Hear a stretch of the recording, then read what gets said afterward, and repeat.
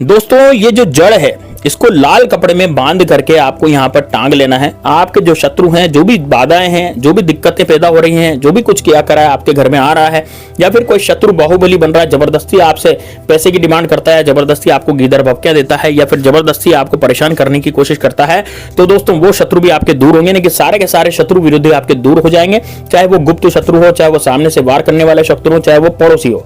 ज्यादातर केस में यही देखा गया है दोस्तों, ज्यादातर होता है वो शत्रु जो है पड़ोसी ही शत्रु निकलता है। पड़ोसी शत्रु क्यों निकलते हैं? क्योंकि दोस्तों पड़ोसी शत्रु को सबसे ज्यादा दिक्कत ये होती है कि ईर्ष्या के कारण वो आपका बुरा चाहने लगता है, यानी कि उसको ईर्ष्या होने लगती है। और ईर्ष्या के कारण कि यार ये व्यक्ति कैसे गाड़ी बंगले लिया है, ये व्यक्ति कैसे इतना सारा कमा रहा है, ये इतना धन क्यों कमा रहा है ना। तो उसको ऐसा लगता है कि यार मैं तो कुछ नहीं कर पा रहा, लेकिन इसने बहुत सारा धन कमा लिया, तो उसको दोस्तों ईर्ष्या होने लग जाती है। तो ईर्ष्या के कारण क्या होता है कि वो शत्रु है ना, अपना खुद का नहीं सोचता, वो दूसरे का सोचने लग जाता है। यानी कि पड़ोस में जो होगा ना उसका सोचने लग जाएगा और उससे दुश्मन निकालने लग जाएगा, उससे गाली गलौज करने लग जाएगा, या गाली गलौज नहीं करता तो वो ऐसा किया कराएगा तांत्रिक के पास जाकर के आपको पता भी नहीं लगेगा, यानी कि वो गुप्त शत्रु बनकर के आपका बेरी दुश्मन वो बन जाएगा।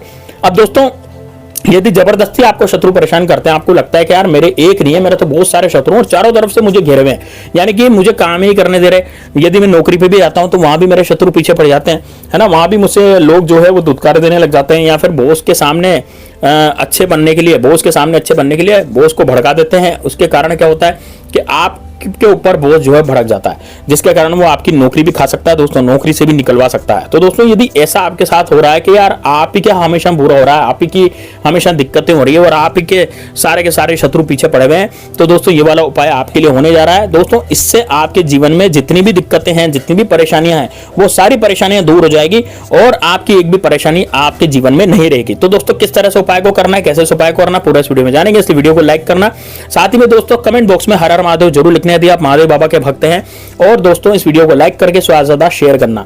और दोस्तों आप कमेंट बॉक्स में यदि भगवान श्री राम के भक्त हो तो जय श्री राम, जय बागेश्वर धाम सरकार भी लिख सकते हैं। देखिए लोग 108 बार 1008 बार नाम लिखते हैं, आप एक बार तो लिख ही सकते हैं कमेंट बॉक्स में। इसलिए दोस्तों कमेंट बॉक्स में नाम लिखने में कंजूसी ना करें, भगवान श्री राम का नाम या फिर हर हर महादेव लिखने में कोई कंजूसी नहीं करेगा। और दोस्तों वीडियो को लाइक जरूर करें।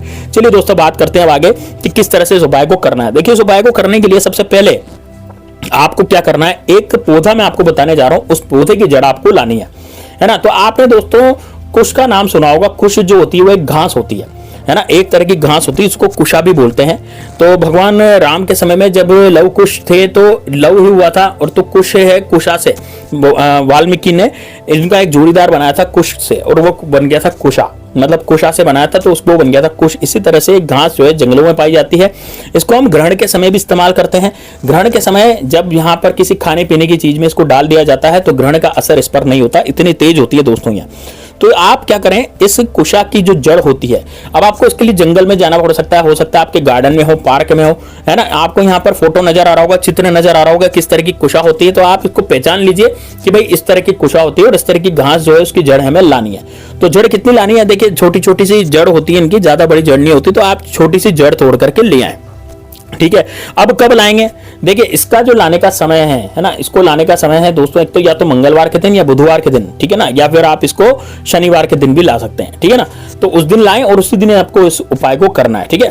तो आप जैसे सुबह नहा धो करके जाएं, सुबह नहा धो करके जाएं किसी पार्क में, किसी गार्डन में, कहीं जंगल में, कहीं आपके आसपास, जैसे गाँव के जो लोग होते हैं ना तो खेतों के आसपास ही मिल जाती है ना, जो लोग गाँव में रहते हैं, या फिर जो लोग शहर में रहते हैं, आप शहर में रहते हैं तो वहां पर गार्डन में, पार्क में, है ना, कहीं भी जैसे कॉलोनियों में भी पार्क वगैरह होते हैं तो वहां भी ये कुशा देखने के लिए मिल जाती है, अपने आप ही उगती है ना। तो ये जंगली पौधा है दोस्तों एक तरह से, तो ये अपने आप ही उगता है, लेकिन दोस्तों ये अपने आप उगता है, ये इतना पावरफुल है कि इसमें दोस्तों अमृत का वास होता है। तो इससे आपके जीवन में बहुत ज्यादा शांति, सुख शांति रहने वाली है। कोई दुश्मन को यदि आप सबक सिखाना चाहते हैं तो इससे बड़ा और कुछ भी सबक नहीं होगा। तो दोस्तों आपको करना क्या होगा, आप जंगल में जाएं या फिर कहीं भी जाएं और वहां से आप कुशा की जड़ जो है वो लेकर के आए। लेकिन कुशा की जड़ लाने का एक तरीका होता है दोस्तों, आप सबसे पहले एक लोटा जल या फिर एक बोतल में पानी वगैरह ले जाएं, और पानी ले जा करके आप सबसे पहले वहां पर जड़ में पानी डालें, फिर हाथ जोड़ें, हाथ जोड़ने पर उनसे कहें कि मैं आपकी जड़ लेने आऊं, आप मुझे मेरे शत्रु का नाश करना है और मेरा जो है भला हो जाए। बस इतना करके आप जड़ तोड़ लें और जड़ तोड़ करके फिर आप घर पे चले आए। अब इस जड़ को आपको धो लेना है दोस्तों। घर पे जैसे आएंगे तो घर पे आने के बाद इस जड़ को जो है आपको गंगा जल से, पवित्र गंगा जल से धो लें, या फिर आपके पास गंगा जल नहीं है तो आप नॉर्मल अपने साफ पानी से इसको आप धो सकते हैं। तो इसको बिल्कुल साफ पानी से आप धो लें। आप साफ पानी से धोने के बाद आप क्या करेंगे, जैसे इसको पूरा धो लेंगे तो धोने के बाद दोस्तों एक लाल कपड़ा आप लेंगे, है ना, थोड़ा इसको सुखा लें, सुखाने के बाद एक लाल कपड़ा आप लेंगे और एक लेंगे दोस्तों हनुमान जी वाला सिंदूर। अब हनुमान जी वाला सिंदूर कौन सा होता है? जिसका चोला हनुमान जी को चढ़ाया जाता है, यानी कि उसको कामिया सिंदूर बोलते हैं। केसरिया रंग का सिंदूर होता है, ठीक है। तो केसरिया रंग का सिंदूर आप ले लें। केसरिया रंग का सिंदूर लेने के बाद एक लाल कपड़ा लें और दोस्तों ये जो जड़ है वो ले लें। अब ये 3 चीजें आप ले लें। तो 3 चीजें लेने के बाद आप दक्षिण दिशा की तरफ मुख करके बैठेंगे, क्योंकि आप अपने शत्रु के नाश के लिए ये सब कर रहे हैं, ठीक है। आप ये चाहते हैं कि भाई आपके शत्रु का नाश हो जाए। आपके जो भी शत्रु हैं, चाहे वो घर का हो, चाहे परिवार का हो, चाहे बाहर का हो, चाहे दूर रहता हो, है ना, कैसा भी शत्रु हो, और या फिर आपके प्रत्यक्ष वार करने वाला शत्रु हो, झूठे कोर्ट कचरे केस आप पर चला दी हो, आपकी दुकान चलती चलाती एकदम से बंद हो गई, है ना, किसी शत्रु ने आपकी दुकान बंदवा दी हो, या फिर आपकी दुकान नहीं चल रही हो, तो वो सारे का सारा उपाय आज मैं इसमें बताऊंगा, तो ध्यान से सुनिएगा। तो जैसे आपकी मान लीजिए दुकान नहीं चल रही है, या फिर आपको बहुत ज्यादा परेशानी हो रही है ना, आपकी दुकान चलने में प्रॉब्लम हो रही है, आपकी दुकान में दिक्कतें हो रही है, या फिर आप कहीं जाते हैं नौकरी पर तो वहां आपको प्रॉब्लम आ रही है ना, या फिर शत्रु जो है घात लगा के बैठा है, आपको मारने की कोशिश कर रहा है, या फिर हो सकता है ऐसा किया करा है, आपके ऊपर करवा दिया, आपके परिवार पे करा दिया, जिसके कारण परिवार का सदस्य बिल्कुल खटले पे पड़ गया, वो बीमार ही हो गया। तो दोस्तों अब आपको करना क्या है, ये जब आप जड़ लाएंगे तो जड़ ला करके आपको उसको लाल कपड़े में रखना है, दक्षिण दिशा की तरफ मुख करके बैठना है, एकांत कमरे में बैठना है, ऐसे कमरे में बैठना है जहां पर आपको कोई डिस्टर्ब करने वाला नहीं हो, मतलब ऐसी जगह पर बैठेंगे जहां पर आपको कोई कुछ पूछे नहीं, ताचे नहीं कि भैया ये क्या कर रहे हो क्या नहीं कर रहे हो, तो उनको पहले बता दें कि हम ये वाला उपाय कर रहे हैं, इससे अपने शत्रु का नाश होगा, ठीक है। तो आप सबसे पहले आप क्या दक्षिण दिशा की तरफ मुख करके बैठेंगे, लाल कपड़ा आप बिछाएंगे, उसमें आप ये जड़ जो है वो डालेंगे लाल कपड़े में।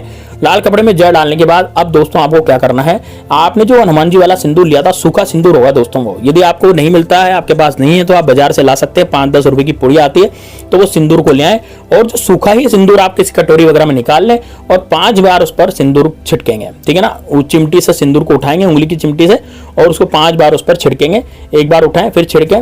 अब छिड़कते समय दोस्तों आपको बोलना है ओम श्री भैरवाय नमः, इस तरह से आपको बोलना है, जाप करना है भैरव जी का, है ना। क्या जाप करना है? ओम श्री भैरवाय नमः। तो पहली बार सिंदूर उठाएं, फिर छिटकें, फिर बोले ओम श्री भैरवाय नमः, फिर दोबारा सिंदूर उठाएं, फिर छिटकें, फिर बोले ओम श्री भैरवाय नमः, फिर तीसरी बार सिंदूर उठाएं, फिर छिटकें, फिर बोले ओम श्री भैरवाय नमः। ऐसे 5 बार या फिर 9 बार आप जो है भैरव मंत्र का ओम श्री भैरवाय नमः का जाप करते हुए सिंदूर उस पर छिटकेंगे। अब दोस्तों क्या करेंगे, इसको बांध लेंगे आप किसी धागे से, या तो मोली से, लच्छे से, या किसी से भी इस कपड़े को बांध लेंगे।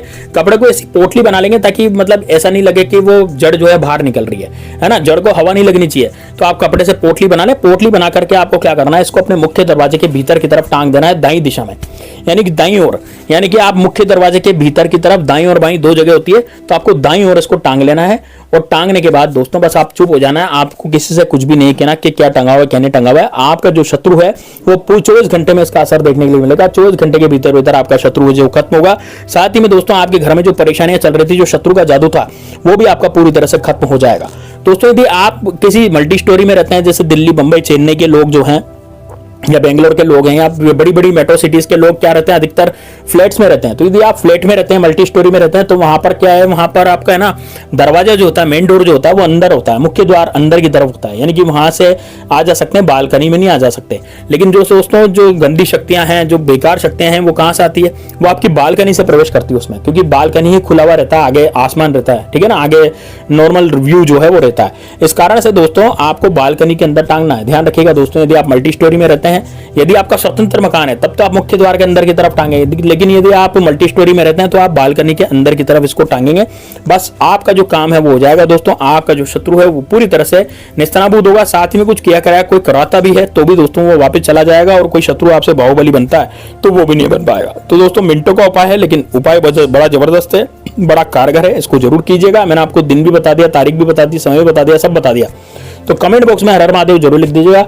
कोई समस्या है उपाय में तो आप मुझसे कमेंट बॉक्स में पूछ सकते हैं। इस वीडियो को लाइक करके ज्यादा से ज्यादा शेयर करें ताकि अधिकतर लोगों के पास ये पहुंच सके।